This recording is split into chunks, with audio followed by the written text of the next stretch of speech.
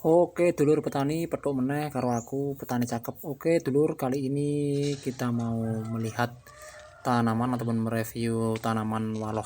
Tanaman waloh ini termasuk tanaman sayuran ya lur ya. Jadi kali ini kita tanamnya di persawahan, persawahan dekat dengan sungai ya. Jadi untuk pengairan itu lebih mudah, khususnya dalam perawatan.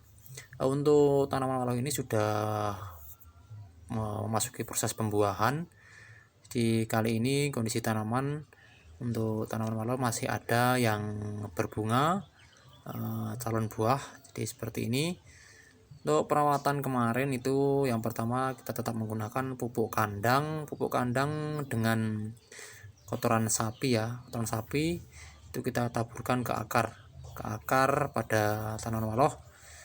Itu akan membuat tanaman waloh itu lebih subur dan menjalar lebih banyak ya. Jadi sangat ampuh sekali untuk pupuk kandang itu pada tanaman waloh. Sahabat petani kalau ingin tanaman waloh lebih subur dan mantap pertumbuhan dan perkembangannya, jangan lupa akarnya dikasih kotoran sapi ataupun kotoran kambing ya, jenis pupuk kandang. Itu sangat cocok dan bagus sekali untuk tanaman. Terus untuk perawatan yang selanjutnya itu kita menggunakan pupuk seperti pupuk jagung, seperti pupuk biasa ya yang kita gunakan ya, NPK Ponska itu dengan urea saja. Kalau tidak ada urea ya NPK itu sudah bagus karena itu kandungannya lebih lengkap dan cocok untuk jenis tanaman waloh maupun dengan tanaman cabai, dengan tanaman lombok, tanaman yaitu ya kacang, itu cocok untuk NPK sejenis karena tidak terlalu memerlukan nitrogen yang banyak.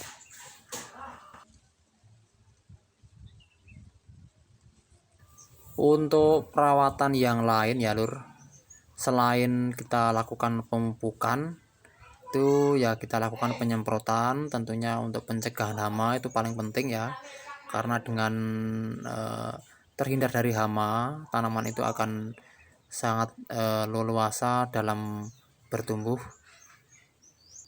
dan leluasa untuk berkembang. Jadi kita harus rutin dan melihat perkembangan tanaman kita yang kita kelola ini. Jangan lupa selalu kita semprot dengan pupuk daun ataupun pupuk buah. Itu tentunya akan membantu walaupun sekian persen ya, membantu tanaman itu lebih subur, hijau, dan buahnya tentunya akan lebih banyak dan maksimal ya, terhindar dari kerontokan. Itu yang kita terapkan. Untuk fungisida dan insektisida, obat-obatan yang kita gunakan itu seperti biasa ya, seperti kacang tanah, obat-obat kacang tanah itu tergantung para petani. Kalau saya yang kita gunakan itu ya tetap, kalau untuk pembuahan itu MKP ya, MKP Produk Petani itu memang sangat unggul sekali dan sudah teruji, itu memang mantap untuk MKP pembungaan dan pembuahan. Kalau untuk insektisida itu kan sejenis pemberantas hama ya, pemberantas hama. Biasanya kan di tanaman waloh itu yang banyak itu adalah kutu-kutuan sejenis itu ya. Kalau untuk tanaman waloh itu warna ataupun apa ya, warnanya coklat-coklat itu bisa dibasmi dengan abemectin ya. Sejenis merek apapun, yang penting bahan aktifnya itu abemectin, itu yang lebih ampuh dan cocok untuk membasmi kutu-kutuan, karena memang di tanaman waloh itu yang banyak ya seperti itu untuk hamanya. Terus biasanya kan ada yang kekuningan ya, daunnya waloh itu ada kekuningan, itu adalah jamur. Sedangkan untuk fungisidanya ya, fungisida itu pencegahan penyakit jamur pada tanaman. Itu kita bisa menggunakan fungisida yang terserah, yang penting fungisida baik skor maupun amis startup itu juga fungisida juga cocok untuk berbagai jenis tanaman, khususnya tanaman waloh.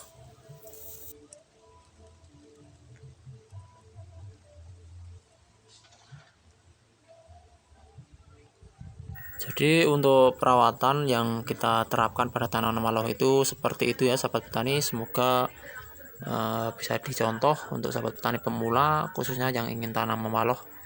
Sebenarnya untuk hasil itu tergantung harga ya. Kalau hasil panen tanaman mawaloh ini sebenarnya kalau harga itu membaik, biasanya kan satu buah itu 10.000 ya. Kalau besar itu sangat menghasilkan sekali ya, karena kan bisa dibilang per batang itu kadang bisa sampai 6 buah 7 buah, bisa lebih kadang ya. Itu pun besar-besar, itu tinggal menghitung, bahkan tidak hanya satu kali panen ya, bisa sampai 2-3 kali panen untuk satu batang tanaman mawaloh ini. Jadi untuk tanamnya kadang kita sampai 30 batang, 50 batang, bahkan lebih ya, tergantung keadaan lahan dan luas lahan. Kalau untuk jarak tanam dari batang ke batang yang lain tuh kita kasih jarak agak panjang, kaliber ya, paling tidak ya sekitar 10-an meter. Itu pun nanti kalau sudah menjalar ke sana kemari ya, itu akan bertemu ataupun menyatu ya, dari batang satu ke batang yang lain. Jadi seperti itu untuk tanaman mawaloh yang kita kelola kali ini.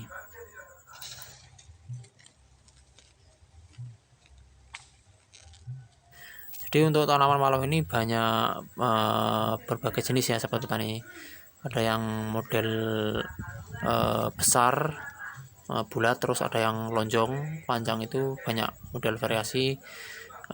Jadi tinggal menyesuaikan ataupun keinginan dan kesukaan para petani apa yang ingin ditanam, apa yang cocok untuk tanaman mawaloh di lahan sahabat petani semua. Jadi untuk bibit itu kemarin itu kita beli di toko pertanian itu dengan seharga 50.000, satu pas itu isi 30 benih ya.